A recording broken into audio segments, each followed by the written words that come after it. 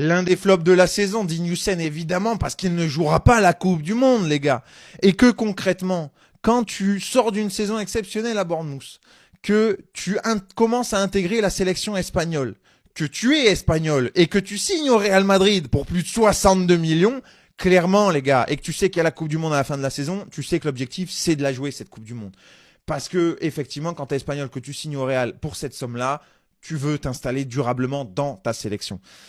Malheureusement, c'est pas le cas pour Dignussen, donc c'est un aveu d'échec de cette saison-là, d'une saison qui a été très longue. Il y a beaucoup de circonstances atténuantes pour lui. Déjà le fait qu'il y a eu des changements de coach, que défendre au Real Madrid c'est pas le plus évident, mais c'est vrai que les premières qualités, grosses qualités qu'on a vues de lui quand il est arrivé à Madrid, je me souviens de sa Coupe du Monde des clubs, de ses premières semaines en Liga sous Xabi Alonso.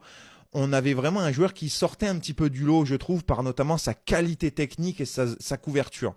Il était vraiment excellent, notamment balle au pied, très très bon à la relance. Et au fur et à mesure que la saison est arrivée, ça a un peu disparu, comme si le joueur avait pris un petit peu moins de risques. Et finalement, c'est devenu un joueur un peu moyen défensivement, en tout cas on a souvent mis en avant ses fragilités défensives et beaucoup moins ses qualités, et notamment ses qualités balle au pied. Il a eu des moments compliqués, il a eu des moments bien meilleurs et des matchs où il a été excellent. Sur la fin de saison, franchement, il a plutôt été très bon sous Arbeloa et on a senti que ça allait de mieux en mieux aussi. Peut-être aussi une prise de confiance, peut-être aussi une intégration au fur et à mesure, fait de prendre ses marques. Puis c'est pas évident. L'année prochaine, José Mourinho, t'es arrivé depuis quasiment un an là bientôt.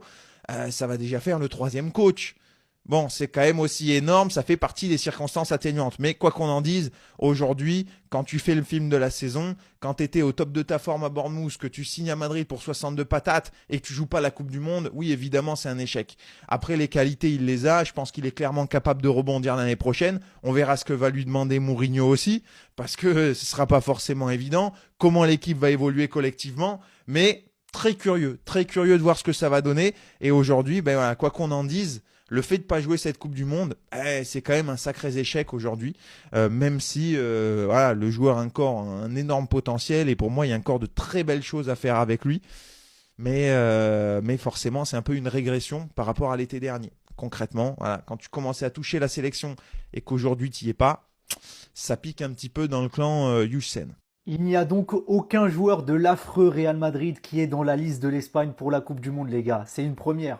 La liste de l'Espagne est sortie, on va voir ça ensemble. Bon, déjà pour les gardiens, Unai Simon, Raya et Juan Garcia. Franchement, les 3 gardiens, ils ont tellement de chance, l'Espagne, les gars, c'est n'importe quoi. Pour la défense, on a du Marco Corella et du Grimaldo à gauche, donc pas d'Alejandro Balde. Pour la défense centrale, on a du Cubarsí, du Aymeric Laporte, du Poubil qui est sélectionné et c'est totalement mérité au vu de sa saison avec l'Atlético, et du Eric Garcia, rien à dire sur ça. Et au poste de latéral droit, Marcos Llorente qui est trop fort et Pedro Porro en doublure, c'est parfait. Pour le milieu, on retrouve des noms qu'on connaît bien et qui ont fait le bonheur de l'Espagne à l'Euro 2024.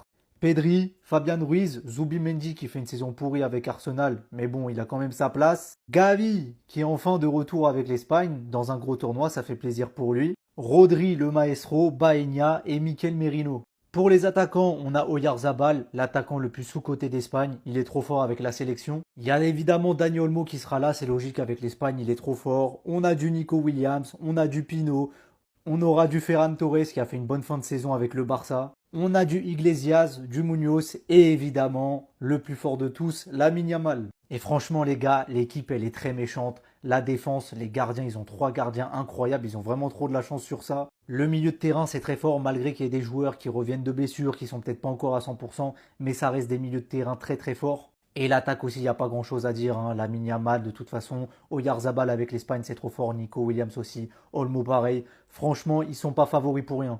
Les gars, la liste des joueurs convoqués par l'Espagne pour la Coupe du Monde est sortie. Et figurez-vous, il n'y a aucun joueur du Real Madrid. L'équipe d'Espagne ne possède aucun joueur du Real Madrid pour cette Coupe du Monde. Ça vous reflète le niveau du Real. Bref, on va commencer par quelques absents. Gérard Martin, pas appelé. Alejandro Balde, pas appelé. Carreras, pas appelé. Aysen, pas appelé. On va passer aux joueurs présents. Au gardien, Unai Simon, David Raya, Johan Garcia.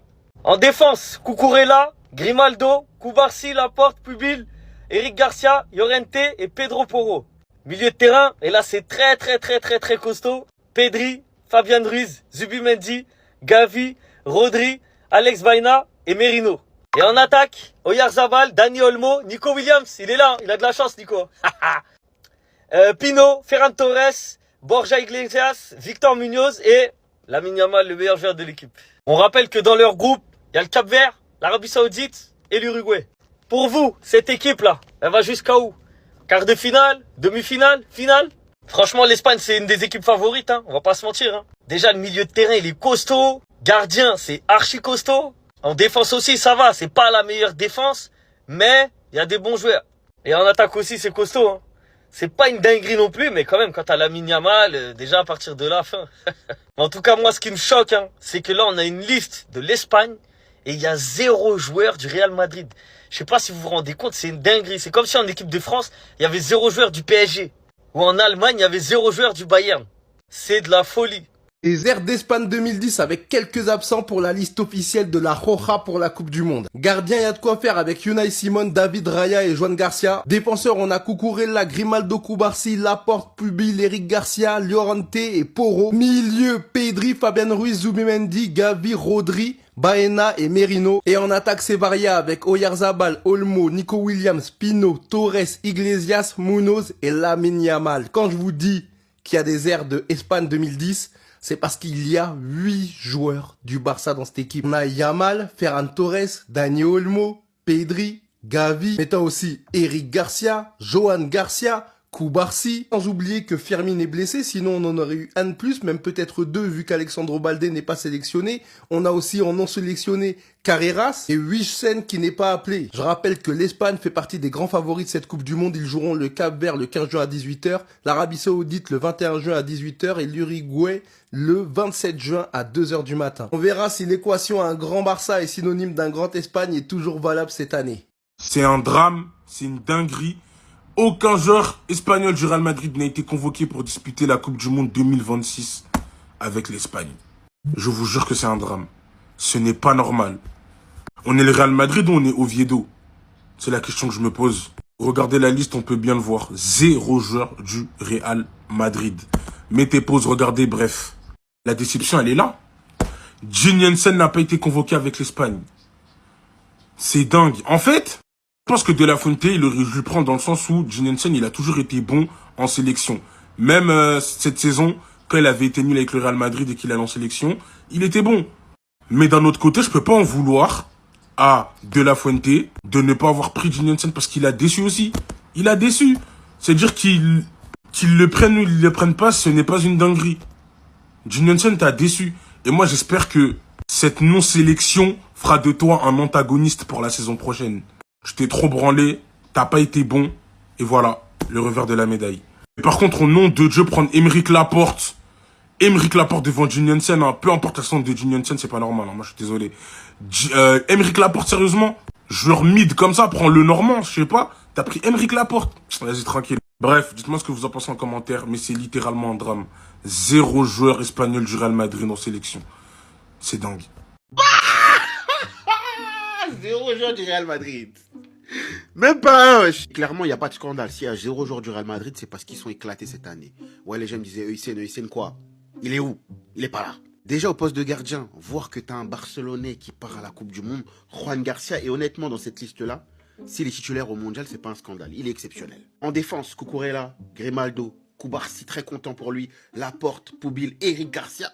Ça, c'est la grande surprise. C'est totalement mérité par rapport à la saison qu'il fait. Sa saison exceptionnelle, des postes multipolyvalents. Il sait pratiquement tout faire et faire du bien à cette sélection. Marcos Llorente et Porro. Milieu de terrain, Pedri, Fabian Ruiz, Zubimendi. Content pour Gavi. Il revient de blessure, mais il a montré que voilà, il a ce caractère-là pour faire du bien à ce mondial-là. Sachant qu'au milieu de terrain, ils sont assez diminués. Rodri, Alex Baena et Merino. En attaque, Oyarzabal, Dani Olmo, ça fait plaisir. Nico Williams qui est là. Jérémy Pino, Ferran, Iglesias, Victor Munoz et Lamine Yamal. En attaque, le fait de voir Nico Williams par rapport à sa saison très décevante, ça se discute honnêtement. Maintenant, à voir si il est en difficulté uniquement en club ou est-ce que en sélection ça va être pareil. On va voir. Mais je comprends les arguments de certains qui sont pas d'accord avec la sélection de Nico Williams. Que pensez-vous de cette équipe espagnole? Je la trouve très légèrement diminué par rapport à l'Euro, mais ça reste quand même une équipe très très conquérante.